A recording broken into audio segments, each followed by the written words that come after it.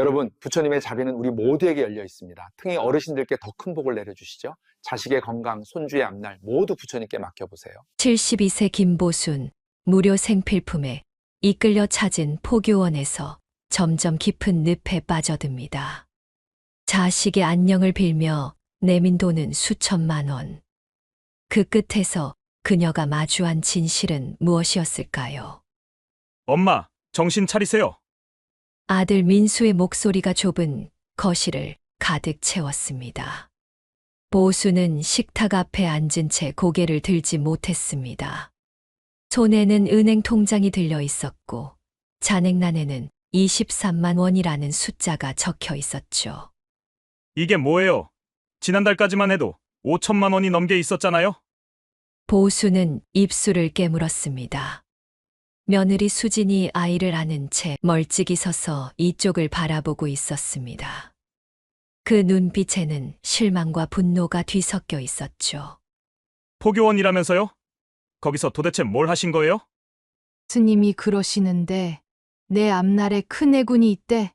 수진이도 내년에 큰 병에 걸릴 수 있다고 하셨어. 보순이 떨리는 목소리로 말했습니다. 민수는 허탈하게 웃었습니다. 그게 말이 돼요? 엄마, 그게 다 사기라고요. 아니야. 스님이신데 거짓말을 하시겠니? 법당도 있고 부처님도 모셔져 있어. 거기 다니시는 분들도 다 좋은 분들이고. 보순의 변명은 점점 작아졌습니다. 민수는 고개를 저으며 소파에 주저앉았습니다. 엄마, 이제 어떡하려고 그래요? 아버지 돌아가시고 남긴 유일한 재산이었는데. 그날 밤 보수는 잠을 이룰 수 없었습니다. 낡은 천장을 응시하며 지난 6개월을 떠올렸습니다. 처음 그 포교원 문을 열었던 날부터 모든 것이 어긋나기 시작했다는 걸 이제야 어렴풋이 깨달았습니다. 6개월 전 봄날이었습니다. 보수는 시장 입구에서 전단지를 받았습니다. 알록달록한 색깔의 종이에는 무료 생필품 나눔, 부처님의 자비를 전하는 진심 포교원이라는 문구가 적혀 있었죠.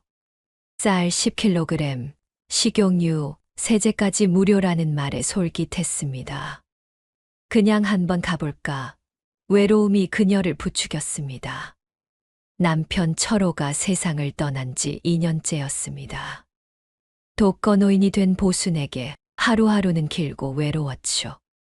아들 민수는 출판사에 다니며 바쁜 나날을 보냈고 며느리 수지는 육아와 살림으로 정신이 없었습니다. 그나마 자주 찾아오던 딸 미진도 요즘은 회사 일 때문에 통 얼굴을 비추지 못했습니다. 한 달에 한 번 보기도 어려웠습니다. 보수는 텅 빈 집에서 창밖만 바라보는 시간이 많아졌습니다. 다음 날 아침 9시 보수는 전단지 주소를 찾아갔습니다. 주택가 골목 사이 2층짜리 건물이었습니다. 진심포교원이라는 간판이 걸려 있었고 유리문 너머로는 이미 여러 노인들이 모여 있는 게 보였죠. 어서 오세요. 처음 오셨어요? 30대로 보이는 여자가 환하게 웃으며 다가왔습니다. 검은색 승복 같은 옷을 입고 있었지만 어딘가 어색했습니다. 네. 전단지 보고 왔어요. 어머니, 잘 오셨어요. 오늘 처음이시니까 특별히 쌀 한 포대랑 참기름까지 드릴게요. 이리 앉으세요. 직원은 보순의 팔을 부드럽게 이끌었습니다. 보순은 안내받은 자리에 앉았습니다. 사방벽에는 부처님 그림과 불경이 적힌 액자들이 걸려 있었습니다. 하지만 한쪽 구석에는 생필품들이 산더미처럼 쌓여 있었죠. 세제, 화장지, 식용유, 냄비 세트까지. 마치 작은 슈퍼마켓 같았습니다. 자, 이제 법문 시간입니다. 스님께서 나오십니다. 앞쪽 문이 열리며 60대로 보이는 남자가 나왔습니다. 오늘 처음 오신 보살님들 환영합니다. 부처님의 자비는 우리 모두에게 열려 있습니다. 특히 어르신들께 더 큰 복을 내려주시죠.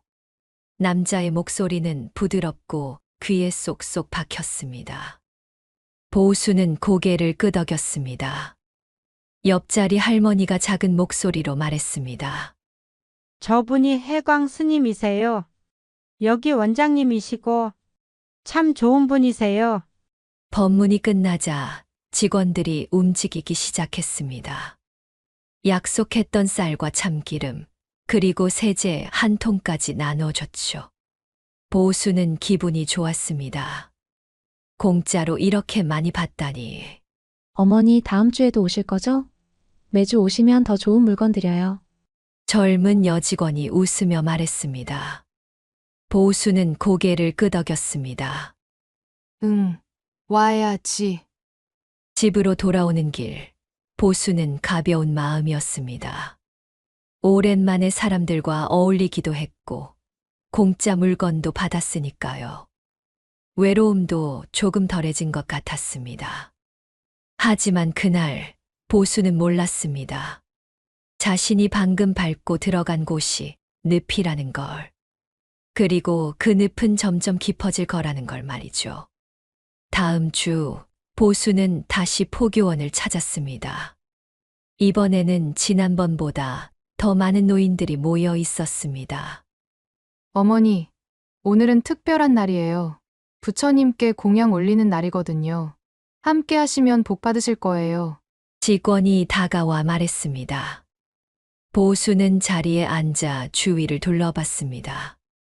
모두들 경건한 표정으로 앞을 바라보고 있었죠. 해광이 다시 나타났습니다. 이번에는 손에 염주를 들고 있었습니다.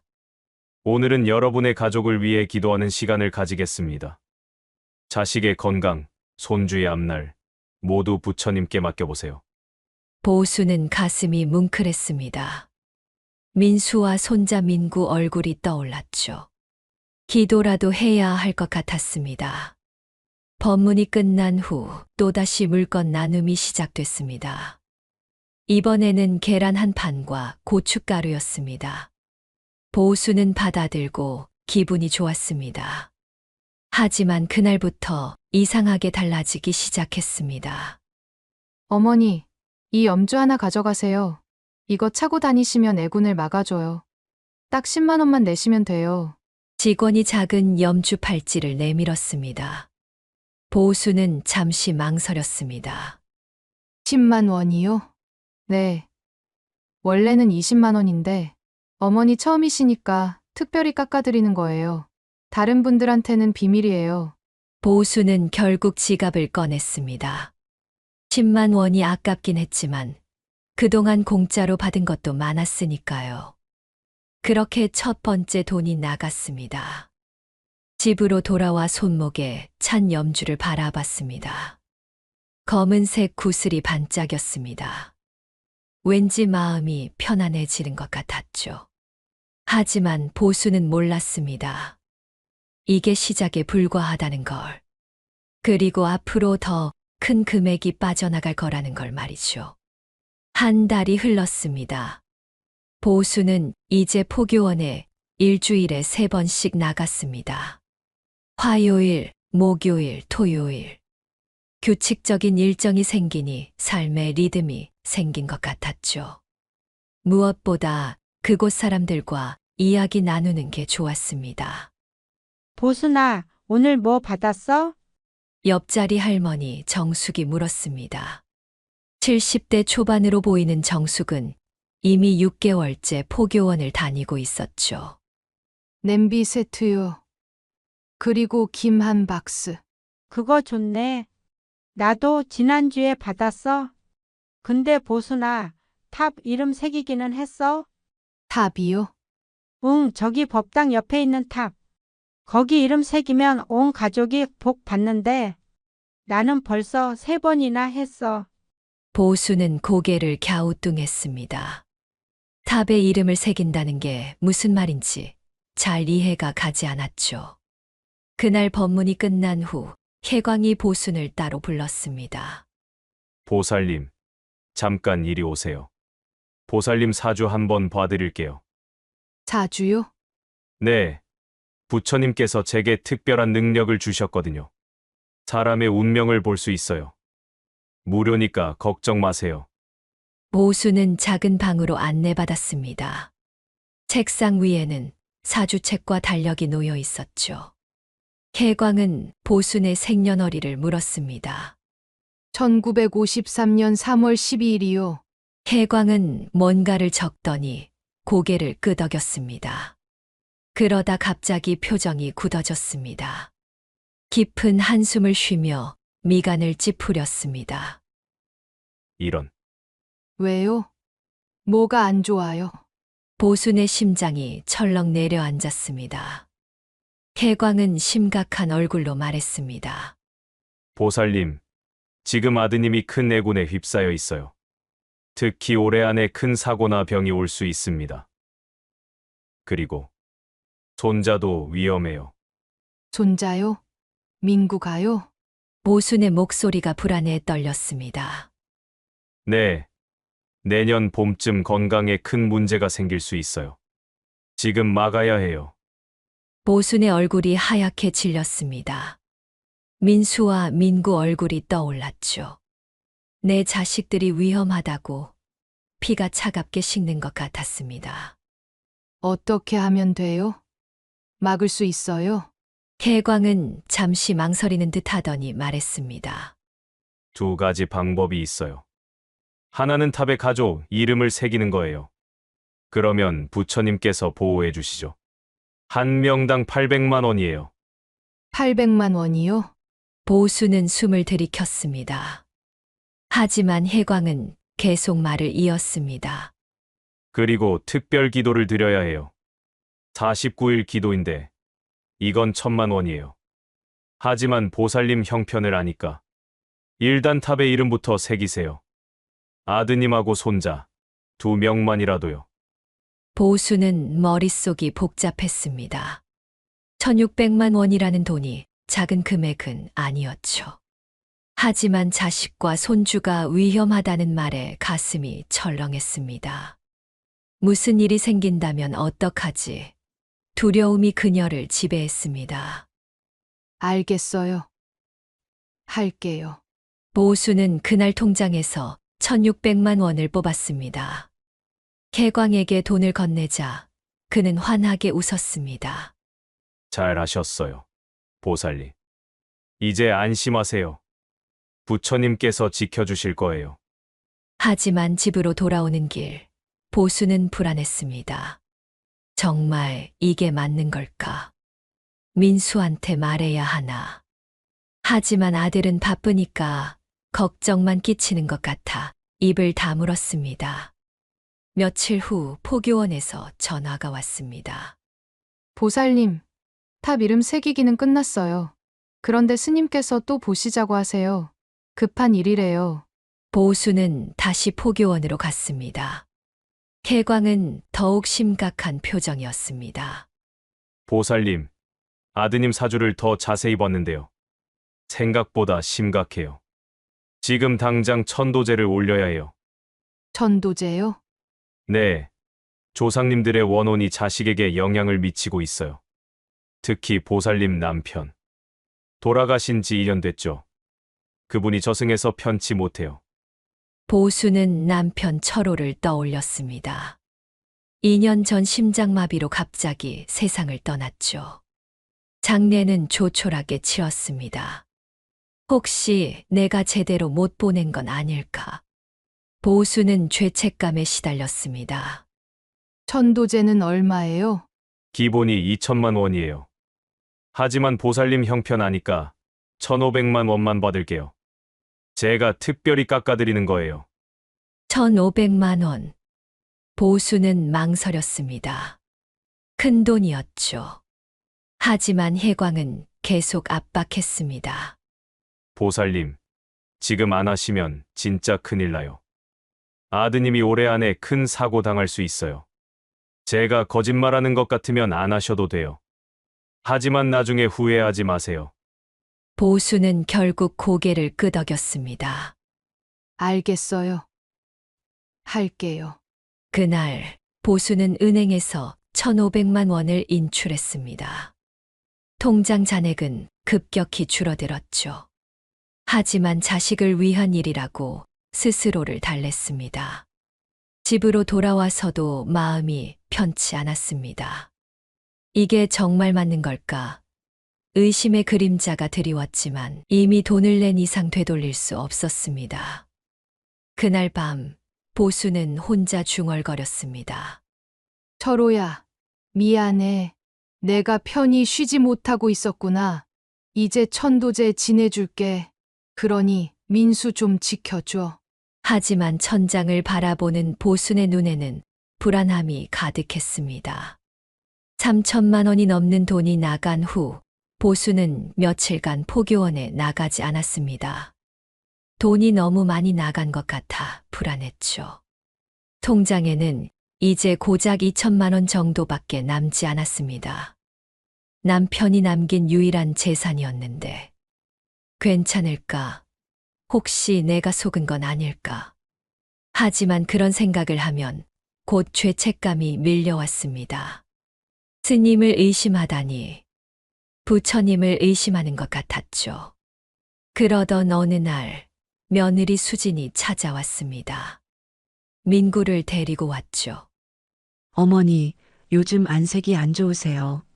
어디 아프세요? 아니야, 괜찮아. 민구 보니까 좋네. 보수는 애써 웃었습니다. 민구를 안아 올리며 얼굴을 살폈습니다. 건강해 보였죠. 혜광이 말한 병의 징조 같은 건 전혀 없었습니다. 수지는 냉장고를 열어 반찬을 넣으며 말했습니다. 어머니, 요즘 어디 자주 나가세요? 민구 아빠가 그러던데 통화도 잘 안 되신다고. 아, 그냥 경로당 좀 다녀. 보수는 얼버무렸습니다. 포교원 얘기는 하고 싶지 않았죠. 수진이 돌아간 후 보수는 다시 포교원 생각을 했습니다. 정숙이 전화를 해왔습니다. 보순아, 왜 안 나와? 다들 기다려. 몸이 좀 안 좋아서. 그럼 안 되지. 어서 나와. 오늘 특별한 물건 나눠준대. 보수는 결국 포교원으로 향했습니다. 가는 길에 계속 마음이 무거웠지만 정숙의 목소리에는 거절하기 어려운 뭔가가 있었습니다.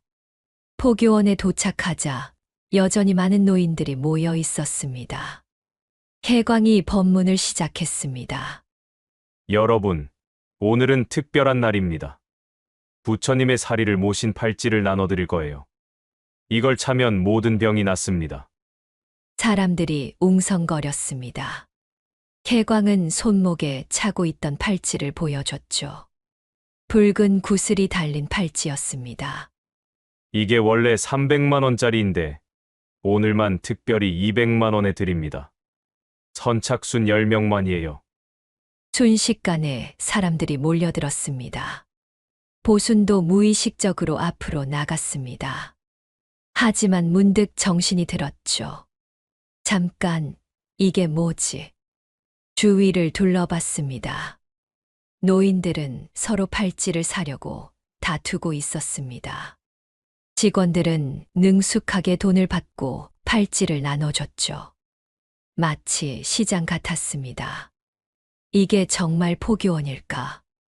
보순의 눈에 혼란스러운 빛이 스쳤습니다. 보순은 뒤로 물러났습니다. 갑자기 모든 게 이상하게 느껴졌죠. 법당이라고 하기엔 너무 물건이 많았고 스님이라고 하기엔 혜광의 행동이 영업사원 같았습니다. 법문이 끝난 후 보수는 조용히 포교원을 나왔습니다. 정숙이 뒤쫓아왔습니다. 보순아, 왜 안 사? 이렇게 좋은 기회 흔치 않은데. 저는 됐어요. 먼저 갈게요. 보수는 서둘러 집으로 돌아왔습니다.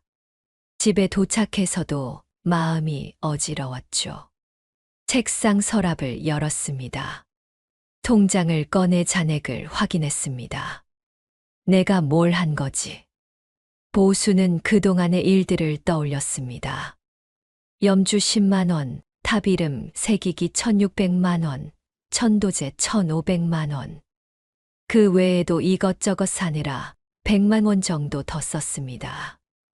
보수는 한숨을 쉬었습니다. 하지만 아직 확신이 서지 않았습니다. 혹시 정말로 민수와 민구를 지켜준 건 아닐까? 한편으론 부처님을 의심하는 것 같아 죄송스러웠죠. 그날 밤 민수에게서 전화가 왔습니다. 엄마, 오늘 회사에서 승진 발표 났어요. 승진했어요. 정말 축하한다. 아들, 보수는 기뻤습니다. 하지만 동시에 복잡한 마음이었죠. 혜광이 말한 애구는 어디 갔을까?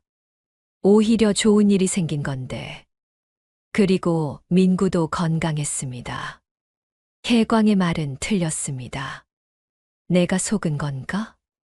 의심의 씨앗이 그녀의 마음속에서 점점 더 크게 자랐습니다. 일주일 후 포교원에서 다시 전화가 왔습니다. 보살님, 왜 안 나오세요? 혹시 화나신 거예요? 직원의 목소리는 친절했지만 어딘가 계산적으로 들렸습니다. 아니에요. 그냥 좀 바빠서. 그럼 다행이에요. 사실 스님께서 보살님 걱정하세요. 오늘 꼭 오시래요. 중요한 얘기가 있대요. 보수는 거절하려 했지만 결국 다시 포교원으로 갔습니다. 혜광이 기다리고 있었죠. 보살님, 요즘 안 보이시길래 걱정했어요. 혹시 제가 뭘 잘못했나요? 아니에요. 사실은요. 보살님 사주를 다시 봤는데요. 아직도 위험이 완전히 안 지나갔어요. 특히 아드님 건강이요. 보수는 고개를 저었습니다. 스님, 근데 말이에요. 아들이 회사에서 승진도 하고 잘 지내요. 손자도 건강하고요. 혜광은 잠시 당황하는 듯 했지만 곧 여유로운 표정을 지었습니다. 그게 다 제가 기도드린 덕분 아니겠어요? 지금 좋은 건 천도제 진행 효과예요. 하지만 완전히 안심하면 안 돼요. 아직 위험이 남아 있거든요. 보수는 말문이 막혔습니다. 무슨 말을 해도 혜광은 자신의 논리로 모든 것을 해석했습니다. 그래서요. 마지막으로 큰 기도를 한 번 더 드려야 해요. 100일 기도인데요. 이건 정말 특별한 거예요. 원래 5천만 원인데 보살님은 3천만 원만 받을게요. 3천만 원이요? 보순의 목소리가 떨렸습니다. 혜광은 진지하게 말했습니다. 네. 이번에 안 하시면 내년에 정말 큰일 나요. 제가 장담하는데 아드님이 큰 사고 당할 수 있어요. 보수는 고개를 저었습니다. 스님, 저 돈이 별로 없어요. 혜광의 표정이 약간 굳어졌습니다. 하지만 곧 다시 부드러운 미소를 지었죠. 저를 못 믿으십니까? 정말 도와드리고 싶어서 그래요. 제 경고 무시하시면 아드님이 정말 큰일이 납니다. 일단 2천만 원만 내세요. 그럼. 나머지는 나중에 천천히 내셔도 돼요. 보수는 혼란스러웠습니다. 한편으로는 의심이 들었지만 다른 한편으로는 혹시나 하는 두려움이 있었죠. 만약 정말로 민수에게 무슨 일이 생기면 어떡하나. 그 두려움이 이성의 끈을 놓게 했습니다. 알겠어요. 2천만 원 낼게요. 대신 기도 잘해주세요. 보수는 그날 다시 은행으로 갔습니다. 2천만 원을 뽑아 혜광에게 건넸죠. 집으로 돌아오는 길, 보수는 마음이 복잡했습니다. 아들이 잘 되길 바라는 마음과 무언가 잘못하고 있는 게 아닌가라는 마음이 충돌이 일었죠. 그날 밤 수진에게서 전화가 왔습니다. 어머니, 혹시 요즘 어디 돈 쓰시는 데 있으세요? 민수 오빠가 걱정하던데요. 아니야, 괜찮아. 걱정 마. 가족 계좌로 연결해 놓아서 민수도 내역을 볼 수 있었죠. 보수는 거짓말을 했습니다. 며느리에게 포교원 얘기를 할 수 없었죠. 어머니, 혹시 힘든 일 있으면 말씀하세요. 저희가 도와드릴게요. 알았어. 고맙다. 전화를 끊고 보수는 한숨을 쉬었습니다. 자식들에게 걱정 끼치기 싫었지만 상황은 점점 더 복잡해지고 있었습니다. 며칠 후 정숙에게서 전화가 왔습니다. 보순아, 나 큰일 났어. 왜요? 무슨 일이에요? 포교원에서 돈 더 내래. 근데 나 더 이상 없어. 딸한테 말했더니 난리가 났어. 사기 같다고 하더라고. 보수는 가슴이 철렁했습니다. 자기라고요? 응, 딸이 경찰서에 신고하겠대. 나보고 거기 다시는 가지 말래. 보순아, 너도 조심해. 그 사람들 뭔가 이상해. 정숙의 목소리는 떨리고 있었습니다. 보수는 전화를 끊고 멍하니 앉아 있었죠.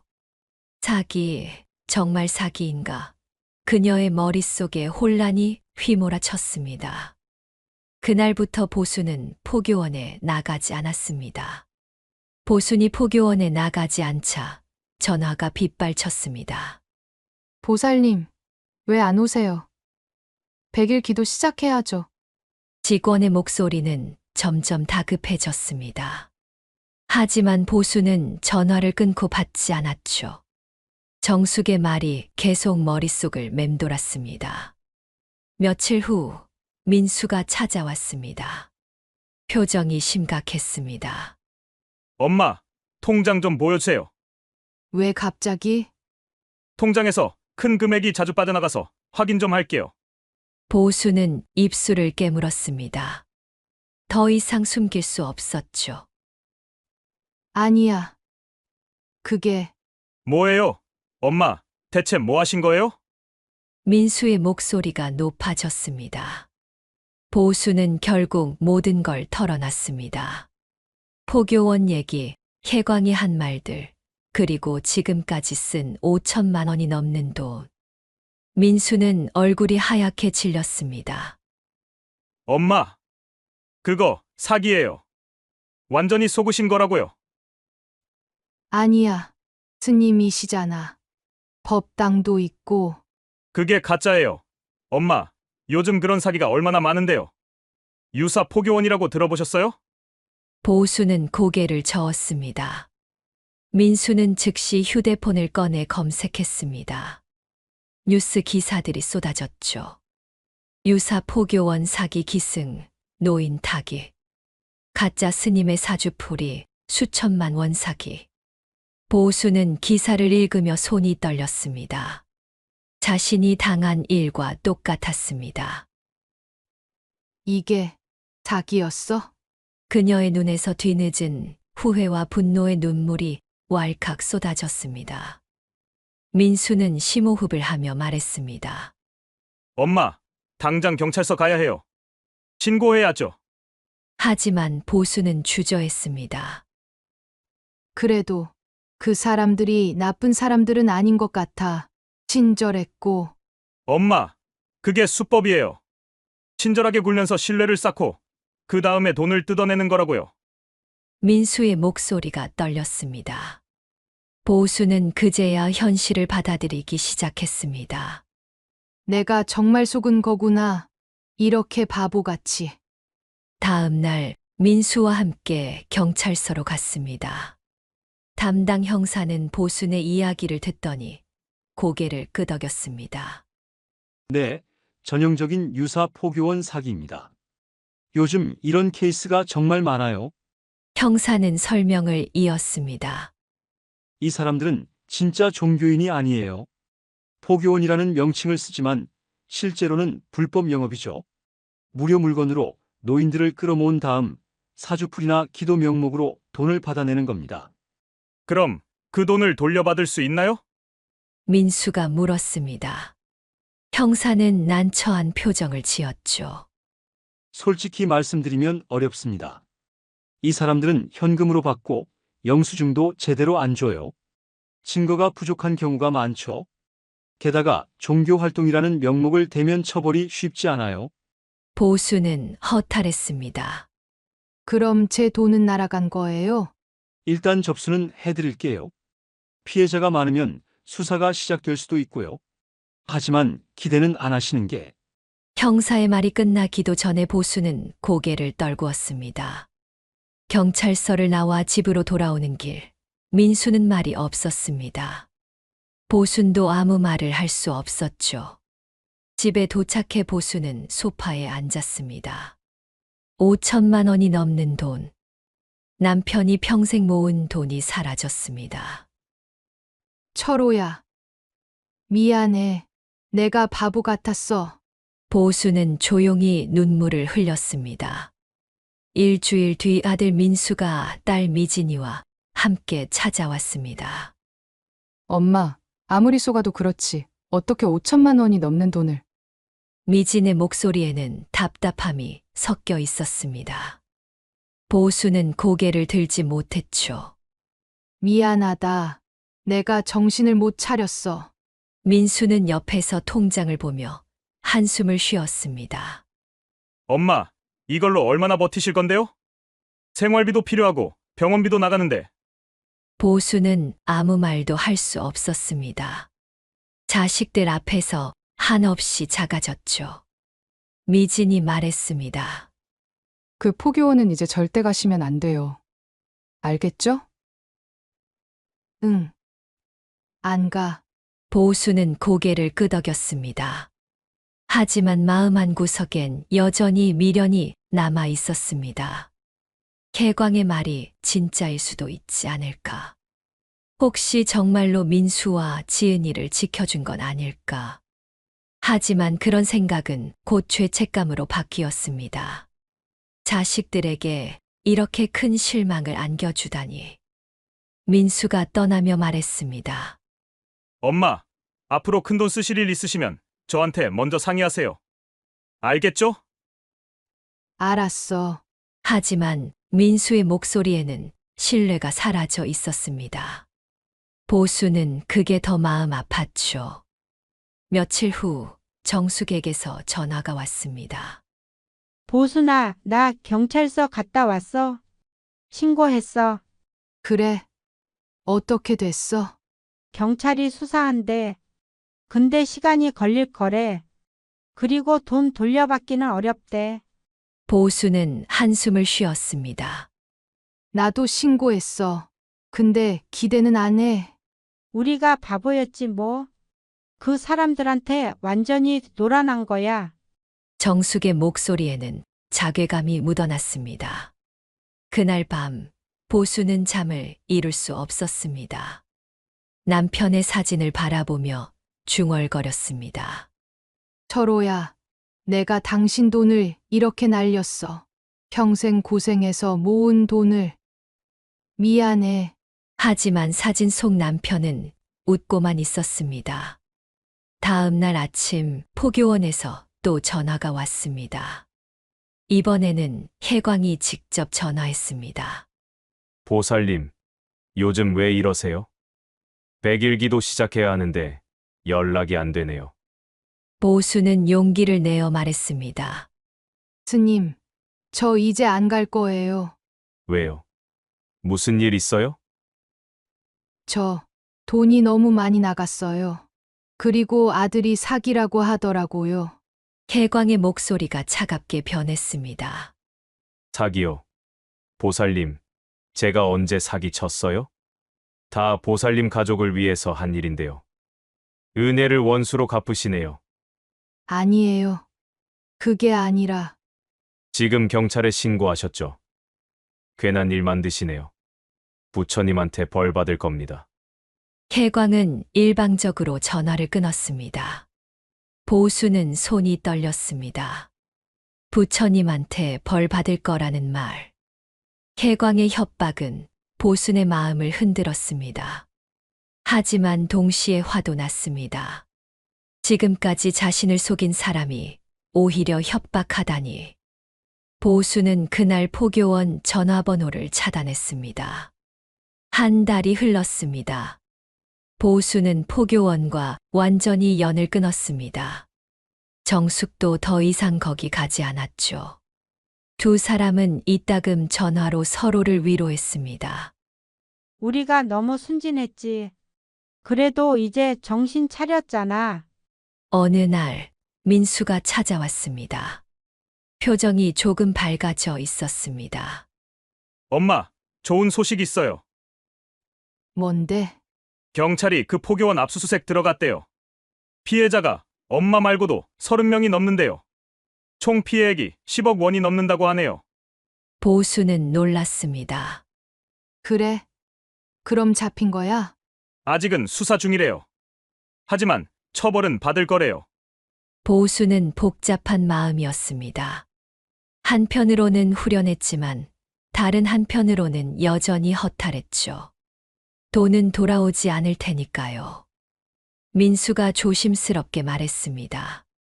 엄마, 제가 매달 30만 원씩 드릴게요. 생활비 보태 쓰세요. 아니야, 됐어. 너희도 힘들잖아. 괜찮아요. 제가 승진도 했고요. 엄마가 속은 건 제 잘못도 있어요. 제가 더 자주 찾아뵙고 신경 썼어야 했는데. 민수의 목소리가 떨렸습니다. 보수는 아들의 손을 잡았습니다. 아니야. 내 잘못이야. 내가 왜 잘못이니? 엄마 외로우셨죠? 그래서 포교원에 자주 가신 거잖아요. 보수는 고개를 끄덕였습니다. 그렇습니다. 외로움. 그게 시작이었죠. 앞으로 제가 일주일에 한 번씩은 올게요. 수진이도 그러기로 했어요. 보수는 눈물이 났습니다. 고맙다, 아들. 며칠 후 수진이가 민구를 데리고 찾아왔습니다. 어머니, 저희랑 같이 노인복지관 가보실래요? 거기 프로그램도 여러 가지 있고 좋대요. 노인복지관? 네, 무료로 운동도 하고 사람들도 만날 수 있어요. 포교원보다 훨씬 좋아요. 보수는 잠시 망설였지만 고개를 끄덕였습니다. 그래. 한번 가볼까? 다음 주 수진과 함께 노인복지관에 갔습니다.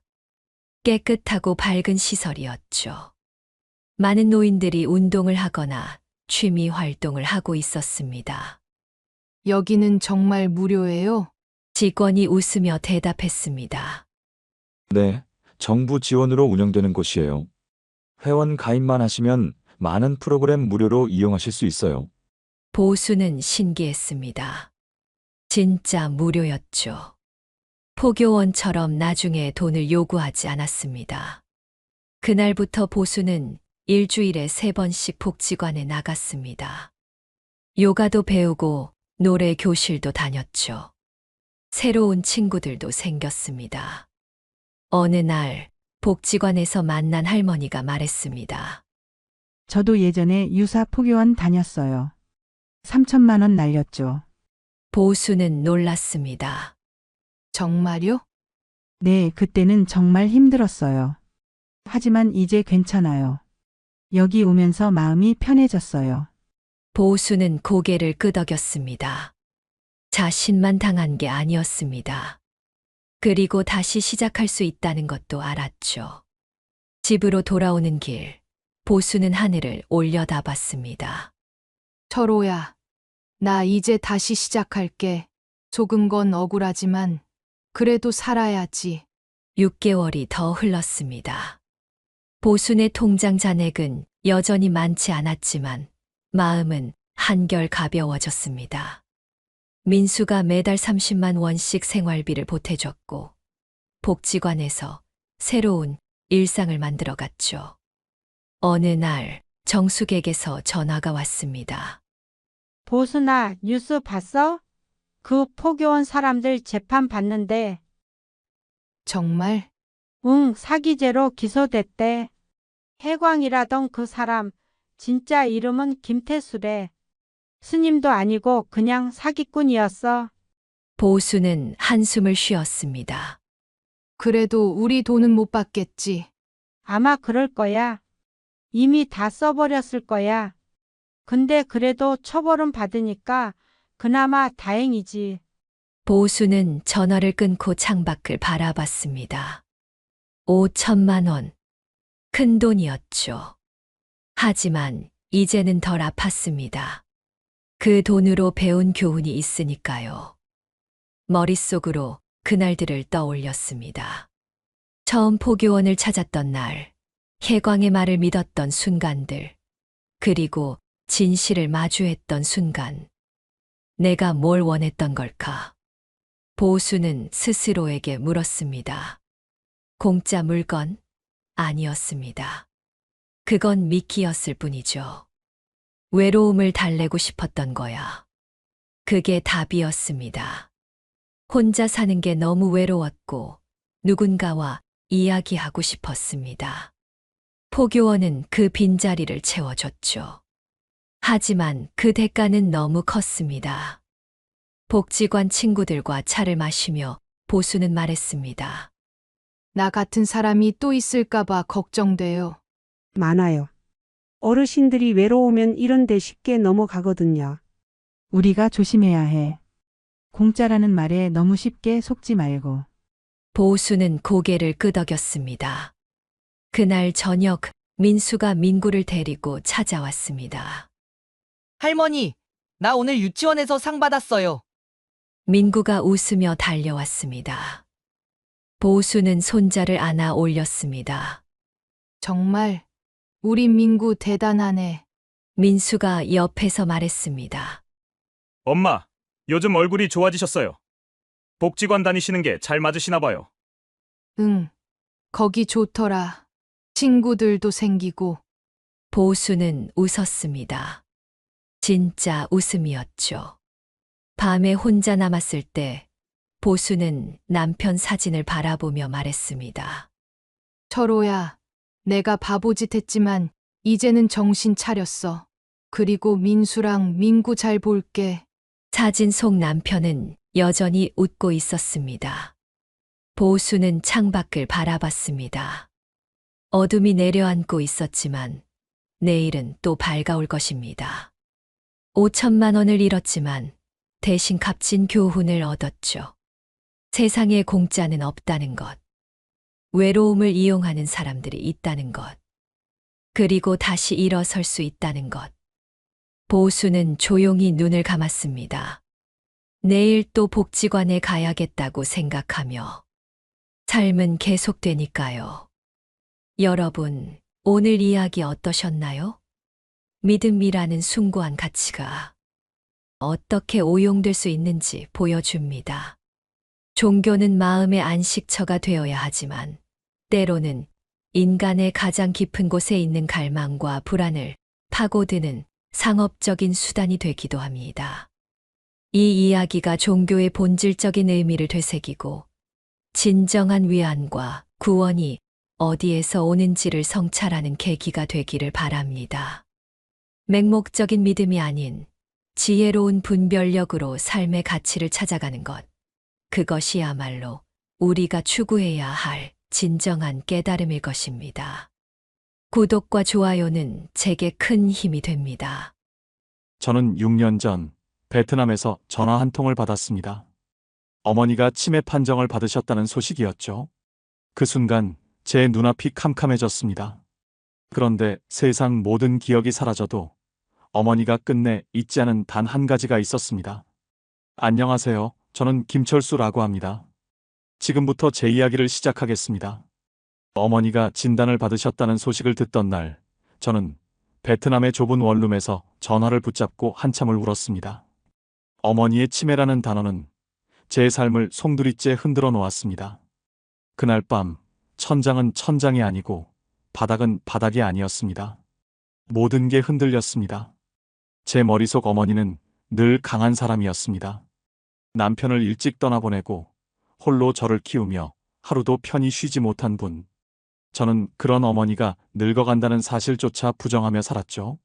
그런데 치매라니. 그런 어머니를 홀로 둘 수 없기에. 그렇게 저는 베트남에서 한국으로 돌아왔습니다. 처음엔 믿고 싶지 않았습니다. 아침에 뭐 드셨는지 있는 것쯤이야. 나이 들면 누구나 그럴 수 있다고 합리화했습니다. 하지만 시간이 지나면서 그 합리화는 더 이상 통하지 않았습니다. 어머니는 같은 질문을 수십 번씩 반복하셨고 집 앞에 나갔다가 길을 잃고 돌아오시지 못하기도 했습니다. 제 일이 늦게 끝나면 새벽이 되더라도 기다려주시던 어머니. 그 시절이 자꾸 떠올라 마음이 무너졌습니다. 혹시 그때 제대로 못 주무셨던 수많은 밤들이 어머니의 병을 불러온 건 아닐까? 죄책감은 칼날처럼 제 가슴을 찔렀습니다. 저는 속으로 수십 번 다짐했습니다. 내가 직접 돌봐야 한다. 자식된 도리로 끝까지 지켜야 한다. 그래서 요양보호사 자격증까지 따며 어머니 곁을 지켰습니다. 하지만 현실은 제 결심보다 훨씬 가혹했습니다. 어머니의 돌봄은 단순히 사랑만으로는 감당할 수 없는 싸움이었습니다. 의료비, 간병비, 재활치료비, 거기에 생활비까지 모든 게 눈덩이처럼 불어나고 있었습니다. 낮에는 돈을 벌기 위해 일터를 전전하고 밤에는 어머니 곁을 지키며 간병을 했습니다. 제 몸은 점점 갈라진 빙판처럼 금이 가고 있었습니다. 가끔은 화가 치밀어 올랐습니다. 어머니를 향한 화가 아니라 제 자신을 향한 분노였습니다. 왜 나는 혼자 이 모든 걸 감당해야 하는가? 왜 이 길은 이렇게 끝이 보이지 않는가?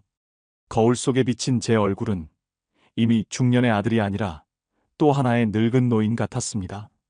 가족들의 무심한 말은 제 어깨를 더 짓눌렀습니다. 여동생은 전화로 이렇게 말했습니다. 오빠, 엄마 옆에 있으니 다행이야. 나도 마음은 쓰이는데 회사 일 때문에 도저히 못 가. 그 말이 틀린 건 아니었습니다. 하지만 결국 모든 무게는 제 몫이었죠. 어머니가 새벽 2시, 3시마다 깨어 저녁 먹자 하실 때마다 저는 눈을 부릅뜨고 따라 일어나야 했습니다.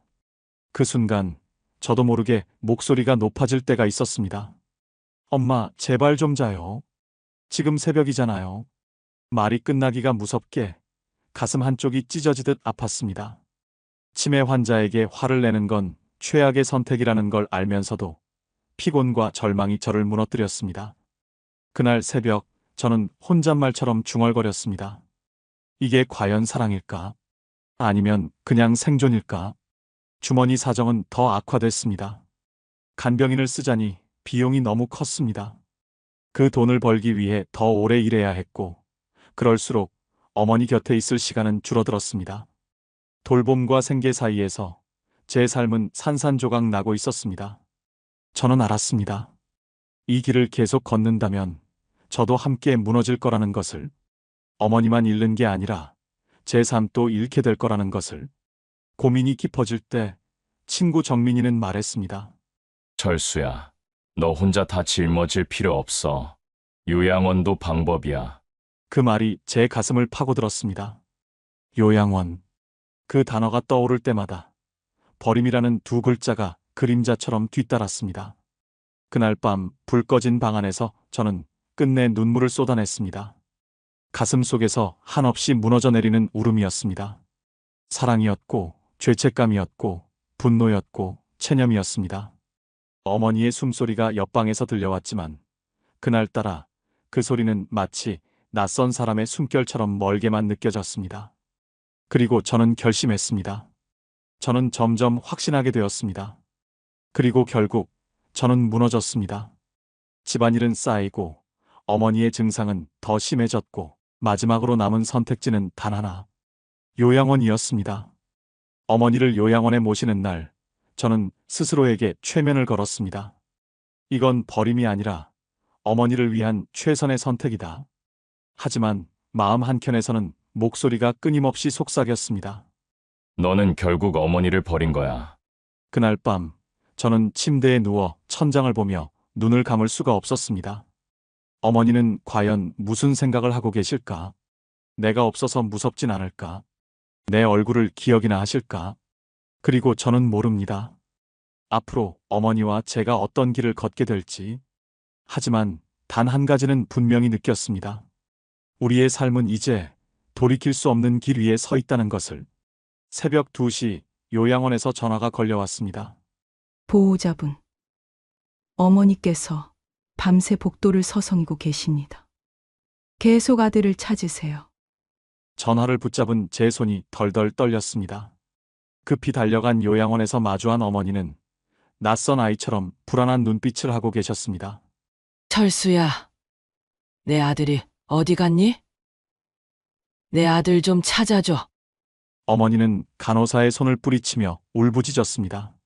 제가 다가가 손을 잡았지만 어머니는 오히려 저를 향해 소리를 지르셨습니다. 당신 누구야? 내 아들 어디 숨겼어? 그 순간 제 안에서 무언가 무너져 내렸습니다. 제 존재가 지워진 듯한 충격. 평생을 어머니의 아들로 살아왔는데 정작 어머니에게서 그 사실이 지워지는 순간을 맞이한 것이었습니다. 며칠 후 요양원 면회실. 어머니는 의자에 앉아 허공을 멍하니 바라보고 계셨습니다. 제가 다가가 엄마하고 부르자 어머니는 미소를 지으며 말씀하셨습니다. 선생님 오셨어요? 순간 제 심장이 멈추는 듯 했습니다. 아들이 아니라 선생님. 제가 누구인지 어머니는 완전히 잊어버린 듯 했습니다. 그 말을 들은 후 저는 한참 동안 입을 열지 못했습니다. 눈물이 목까지 차올랐지만 꿀꺽 삼키며 억지로 웃음을 지었습니다. 네, 엄마. 저 왔어요. 오늘은 기분 어떠세요? 어머니는 제 손을 잡으며 중얼거리셨습니다. 우리 아들은 언제 오나 보고 싶은데. 그 순간 가슴이 찢어졌습니다. 제 앞에서 제 손을 잡으면서도 저를 찾고 계셨습니다. 저는 더 이상 아들이 아니었습니다. 그저 아들을 기다리는 노파의 곁에 앉아있는 낯선 방문객일 뿐이었습니다. 요양원에 모신 지 한 달쯤 지났을 때였습니다. 저는 어머니를 모시고 근처 공원으로 나갔습니다.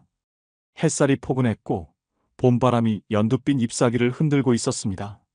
오랜만에 외출이라 그런지 어머니 얼굴에는 모처럼 환한 미소가 번졌습니다. 엄마, 저 분수 봐요. 물이 얼마나 시원하게 솟는지. 제가 손가락으로 분수를 가리키자 어머니 눈이 반짝였습니다. 순간 저는 어린아이처럼 손뼉을 치며 웃는 어머니의 모습을 보았습니다. 치매라는 잔혹한 그림자도 잠시 잊은 듯 그 순간에 어머니는 분명 행복해 보였습니다. 그날을 위해 저는 오랜 후배이자 사진작가인 친구를 불렀습니다. 오늘은 어머니와 사진을 꼭 남기고 싶어. 그동안 같이 찍은 게 별로 없어서. 후배는 고개를 끄덕이며 카메라를 꺼내 들었습니다. 셔터 소리가 연달아 울렸습니다.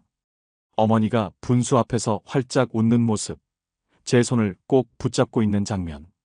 그 모든 순간을 카메라에 담아냈습니다. 그러나 행복한 장면 속에서도 저의 가슴 한켠은 알 수 없는 불안으로 얼룩져 있었습니다. 그때였습니다. 어머니가 제 얼굴을 똑바로 바라보더니 낯설게 물었습니다. 저 누구세요? 심장이 철렁 내려앉았습니다. 분명 제 손을 잡고 있었는데 어머니 눈빛에는 낯선 두려움이 어려 있었습니다. 어머니 입에서 처음으로 존댓말이 나왔습니다. 아, 저 죄송한데 누구신지. 순간 제 눈앞이 하얘졌습니다. 머릿속이 공허해지고 귀에서 웅웅거리는 소리가 났습니다. 어머니가 아들을 잊었다. 그 한마디가 가슴을 갈라놓는 칼날처럼 깊숙이 파고들었습니다. 후배가 눈치를 채고 카메라를 잠시 내렸습니다. 저는 애써 침착한 표정을 지으려 했습니다. 치매 환자를 지적하면 안 된다는 걸 알고 있었으니까요. 의사 선생님께 수십 번 교육받았던 말. 지적하지 말고 부드럽게 넘어가라. 엄마, 이거 한번 해보실래요? 저는 가방에서 꺼내온 작은 찰흙과 화병, 모형을 내밀었습니다. 손가락을 움직이면 두뇌 자극에 좋다기에 준비한 것이었습니다. 어머니는 잠시 머뭇거리더니 조심스레 손가락을 움직였습니다. 흰 화병 위로 파스텔빛이 조금씩 번져갔습니다. 어머니, 너무 잘하시네요. 정말 꼼꼼하시다. 제가 과장되게 칭찬하자 어머니 입술에 미묘한 미소가 걸렸습니다. 순간 아까의 존댓말은 없었던 일처럼 사라지고 어머니는 다시 아이 같은 눈빛으로 저를 바라봤습니다. 하지만 제 가슴은 여전히 쿵쿵 뛰고 있었습니다. 방금 전 그 차갑고 낯선 순간이 머릿속에서 지워지지 않았기 때문입니다. 분수 소리는 여전히 시원하게 솟아올랐지만 제 귓가에는 공허한 메아리처럼 들렸습니다. 그날 찍힌 사진에는 어머니의 환한 미소가 담겨 있었습니다. 그러나 제 마음속 필름에는 어머니가 제게 던진 한마디가 비수처럼 꽂혔습니다. 저 누구세요? 그 한마디가 앞으로 우리 모자 사이에 어떤 균열이 벌어질지 예고하는 듯 했습니다. 그리고 저는 직감했습니다. 이 여정은 이제 시작일 뿐이라는 것을. 며칠 후 어머니를 모시고 좋아하시던 평양냉면집을 왔습니다. 낡은 간판, 좁은 출입문, 그리고 묵직한 국물 냄새. 제가 일부러 선택한 장소였습니다. 어머니의 고향 이야기를 들을 때마다 늘 빠지지 않고 등장하던 음식이 바로 냉면이었으니까요. 엄마, 여기 엄마가 좋아하시던 냉면집이에요. 옛날 생각나실 거예요. 자리에 앉자 어머니 눈동자가 흔들렸습니다. 마치 아주 오래전 잃어버린 무언가를 단번에 떠올린 사람처럼. 잠시 후 근사한 그릇 2개가 나왔습니다. 면발이 차가운 육수에 잠겨 있었고 삶은 계란과 오이가 고개를 내밀고 있었습니다. 어머니는 젓가락을 집으시더니 능숙하게 면을 집어 올렸습니다. 뚝뚝 끊어지는 면발을 보시고 미소를 지으셨습니다. 그래, 이게 평양냉면이지. 우리 아버지가 늘 그러셨잖아. 냉면은 자르는 게 아니라고. 그 목소리는 너무나 생생했습니다. 순간 제 가슴은 뭉클해졌습니다. 치매로 흐려진 기억 속에서도 어머니는 수십 년 전 고향의 맛을 정확히 기억해내고 계셨습니다. 여기 마당에 강아지가 있었어. 장독대도 있었지. 큰 장독이 3개, 작은 게 4개. 그 옆에 있던 살구나무. 기억나? 어머니는 눈을 감은 채 어린 시절 고향집을 그리듯 조곤조곤 말씀하셨습니다. 그 생생한 묘사가 너무도 또렷해서 저는 잠시 착각했습니다. 마치 지금 이 자리에 고향집이 펼쳐져 있는 것만 같았습니다. 그런데 불현듯 어머니가 젓가락을 내려놓으셨습니다. 표정이 흐려지더니 저를 똑바로 바라보셨습니다. 여기 어디야? 집은 언제 가? 순간 가슴이 철렁 내려앉았습니다. 불과 몇 초 전까지만 해도 고향 이야기를 또렷하게 말씀하시던 분이 이제는 자신이 어디 있는지도 몰라 하셨습니다. 엄마, 지금 냉면집이에요. 방금 맛있게 드셨잖아요. 저는 애써 미소를 지었지만 목소리는 떨리고 있었습니다. 어머니는 고개를 갸웃하시며 웃어 보이셨습니다. 아, 그렇구나. 내가 깜빡했네. 그 웃음은 짧았지만 제 눈에는 잔인할 만큼 슬퍼 보였습니다. 그날 저녁 집으로 돌아오는 차 안에서 저는 계속 생각했습니다. 왜 어머니의 머릿속에는 고향의 장독대는 남아있는데 불과 몇 분 전 먹은 냉면은 지워져 버리는 걸까? 어떤 기억은 강물처럼 남아 흐르고 어떤 기억은 모래성처럼 무너져 내리는 걸까? 차 안에서 며칠 전 집 전화로 걸려온 어머니의 목소리가 떠올랐습니다. 정훈아, 나 여기 있는 거 알지? 곧 오지? 스마트폰 시대에 집 전화번호를 기억하고 계셨던 어머니. 그 오래된 숫자, 조합은 끝내 지워지지 않았습니다. 그날의 충격이 다시 제 가슴을 울렸습니다.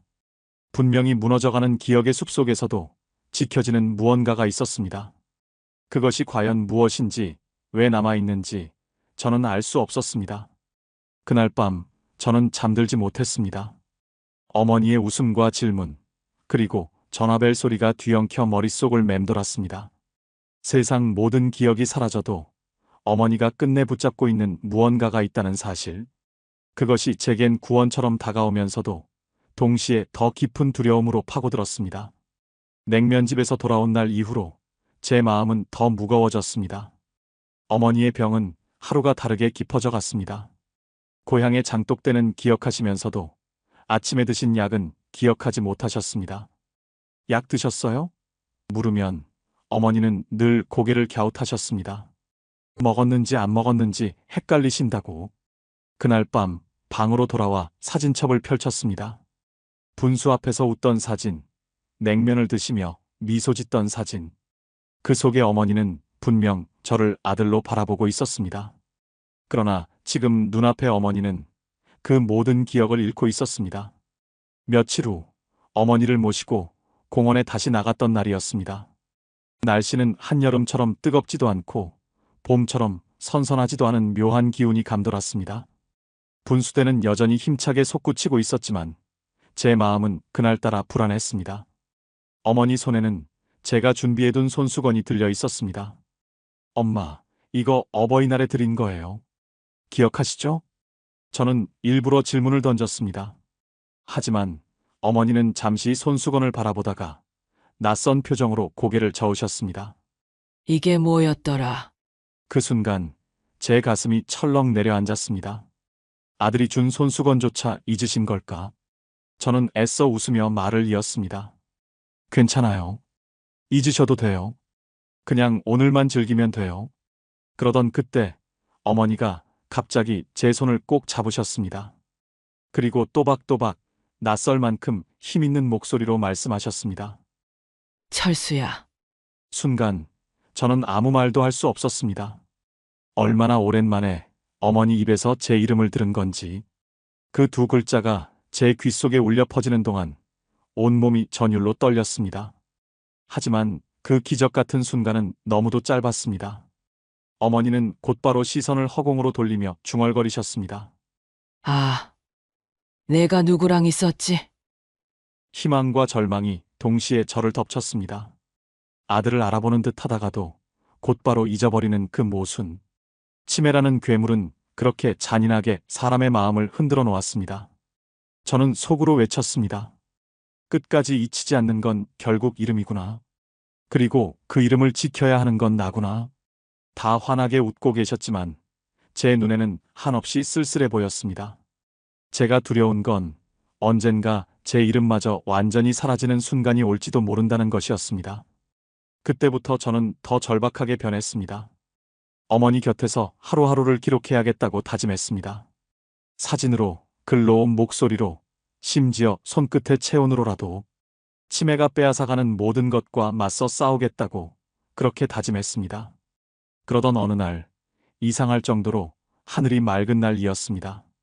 요양원에서 마련한 작은 나들이 프로그램이 있었고 저는 일부러 시간을 맞춰 어머니 곁에 섰습니다. 봄과 여름의 경계, 햇살은 따뜻했고 공기에는 초록 냄새가 가득했습니다. 엄마, 오늘은 공원에 가요. 분수도 보고 사진도 찍을 거예요. 저는 애써 밝게 말했지만 속마음은 두려움으로 가득했습니다. 혹시 오늘도 나를 알아보지 못하시면 어쩌나? 혹시 이제 영영 내 이름을 잊으신 건 아닐까?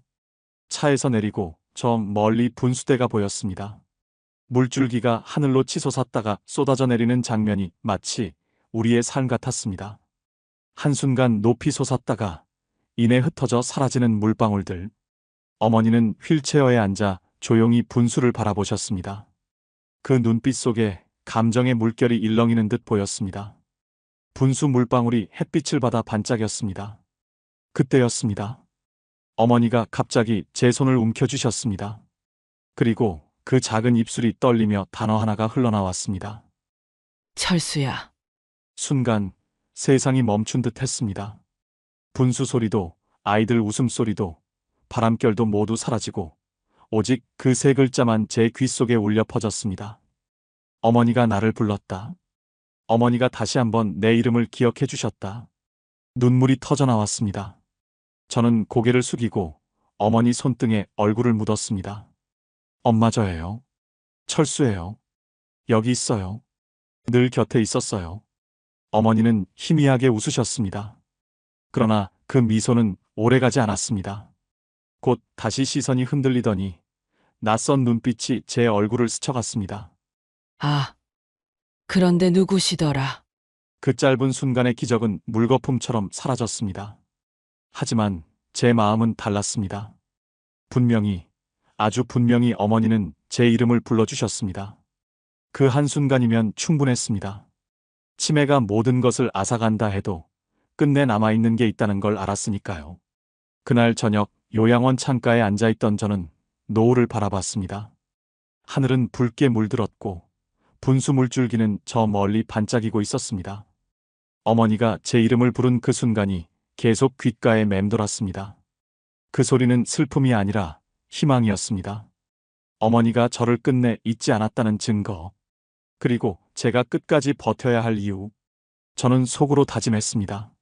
설령 내 이름을 다시는 부르지 못한다 해도 어머니의 기억 속에 나는 아직 살아있다. 그날 밤 어머니는 곤히 잠드셨습니다. 침대 옆 탁자에는 손수건이 놓여 있었고 창밖에는 별빛이 흐르고 있었습니다. 저는 의자에 앉아 조용히 속삭였습니다. 엄마, 고마워요. 오늘 제 이름 불러주셔서. 그 순간을 저는 평생 잊지 않을게요. 눈물이 볼을 타고 흘러내렸습니다. 그러나 그 눈물은 슬픔만의 눈물이 아니었습니다. 사랑의 눈물, 감사의 눈물이었습니다. 분수대 앞에서 어머니가 제 이름을 불러주신 지 며칠이 흘렀습니다. 그 한순간의 기적은 너무도 짧았지만 제 삶을 송두리째 바꾸어 놓았습니다. 이제 저는 더 이상 어머니의 모든 기억을 붙잡으려 하지 않습니다. 어머니가 기억을 잃는 속도에 분노하지도 않습니다. 그저 오늘 하루 어머니가 살아있는 이 순간을 기록하는 것. 그것이 제 유일한 약속이자 사명입니다. 그 순간 저는 다시 깨달았습니다. 치매가 빼앗아가는 것은 현재일 뿐, 어머니의 사랑까지는 빼앗지 못한다는 사실을. 밤이면 저는 침대 곁에서 노트를 펼쳐 기록합니다. 어머니가 낮에 무슨 말씀을 하셨는지, 어떤 표정을 지으셨는지, 어떤 손길을 건네셨는지. 어머니가 잊으셔도 제가 기억하면 되는 것이니까요. 그리고 언젠가 이 기록들이 제게 남은 유산이 될 거라는 걸 알기 때문입니다. 어머니는 여전히 때때로 저를 몰라보십니다. 선생님, 물 좀 주세요. 그럴 때마다 가슴이 아프지만 저는 더 이상 절망하지 않습니다. 왜냐하면 언젠가는 또다시 제 이름을 불러주실 수도 있으니까요. 그리고 그 한 번이면 충분하다는 걸 알게 되었으니까요. 창밖으로 저녁 노을이 물드는 날, 저는 어머니와 함께 작은 공원 벤치에 앉았습니다. 어머니는 해지는 하늘을 가만히 바라보다가 제 손을 잡으셨습니다. 그리고 아무 말 없이 손끝으로 제 손바닥을 쓰다듬으셨습니다. 말은 없었지만 저는 알 수 있었습니다. 그 손길 속에 담긴 사랑을. 세상 어떤 언어보다 강렬한, 가장 오래 남는 언어가 바로 그 따뜻한 촉감이라는 것을. 저는 이제 매일 이렇게 다짐합니다. 내일을 약속하지 말자. 오늘만 기록하자. 오늘 남은 웃음, 오늘 남은 손길, 오늘 남은 이름, 그걸 기억하자. 그 다짐이 제 삶을 버티게 하고 어머니의 곁을 지키게 합니다. 치매가 모든 것을 앗아간다 해도 결코 지워지지 않는 한 가지. 그건 바로 사랑이었음을 저는 끝내 배웠습니다. 여러분, 혹시 지금 이 영상을 보고 계신다면 어머님께 전화를 한번 드려보시길 바랍니다. 짧은 안부 인사 한마디, 작은 관심 하나가 어머님께는 평생 지워지지 않는 기억이 될 수 있습니다. 저는 오늘도 어머니 곁에서 그 작은 순간을 기록하며 살아갑니다. 그리고 믿습니다. 끝내 사라지지 않는 것은 바로 사랑이라는 것을. 제 이야기를 들어주셔서 감사합니다.